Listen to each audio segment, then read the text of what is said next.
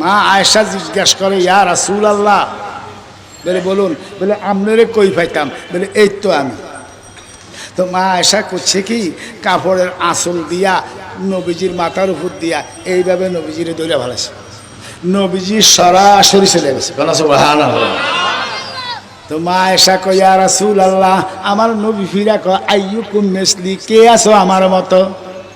এবার মা আয়েশা নবীজির দুনো কদম মোবারক জড়াইয়া কয়, নবী গো, আপনারে কই পাইতাম? আমার নবী কয় মরণে, কয় যদি না পাইলাম। আমার নবী কয় কবরে, কয় যদি না পাইলাম। আমার নবী কয় ফুল সেরাতে, কয় যদি না পাইলাম। আমার নবী কয় হাসরের মাঠে, কয় যদি না পাইলাম। কয় ফুল সেরা দুজকের দ্বারে, কয় যদি না পাইলাম। কয় কাউসরের পাড়ে, কয় যদি না পাইলাম। আমার নবী কয় পাইবা মিজানের পাশে।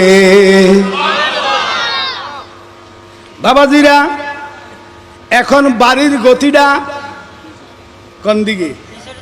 নিচের দিকে। হালকার গতি উপরের দিকে। কাল কিয়ামতের ময়দানে অপোজিট হবে। বাড়ির গতি উঠব উপরে, হালকার গতি নামব নিচে। আমার নবীজি কয়, আমি থাকবো পাল্লার ডান পাশে। ইমানদার গুনাহগার, ইমানদার গুনাহগার, ইমান আছে গুনাহ বেশি নেক কম। নেকের পাল্লা নিচে ঝুলতেছে, পাপ বেশি পাল্লা উপরে উঠতেছে। আমার নবীজি পাল্লার নিচে শাহাদত আঙ্গুলি মোবারক দিয়া রাখছে, ঠেলা দিয়ে ওইসে তো ওইসে তো। ফেরেশতা কয়, আল্লাহ কি শুরু হইলো? আমার আল্লাহ কয়, বেত্তমিজ ডাকলি কেন? আমি কি কানা? আমি কি দেখি না? এ বেত্তমিজ ডাকলি কেন? আমি কি কানা? আমি কি দেখি না? তোরা জিন্দিগি আর বন্দিগি, তবে আমি বন্দা বানাইলাম কেন? আমার বন্দার ইমান আছে, মাহজুব বাদে কে বেহস্তি কে দুজুগি আমি জানি। আমার বন্দার ইমান আছে, তবে মিজান লটকাইলাম কেন?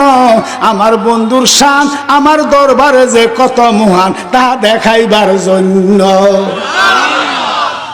আমার বন্দার নেক কম, পাপ বেশি, ইমান আছে, নেকের পাল্লা নিচে ঝুলতেছে। আমার বন্ধু শাহাদত আঙ্গুলি মুবারক দিয়া ঠেলা দিয়া লাভ ফেরে লাভ কইয়া বেহস্তে ডাইলবো, আর আমি খোদার গৌরব হইয়া যাইব।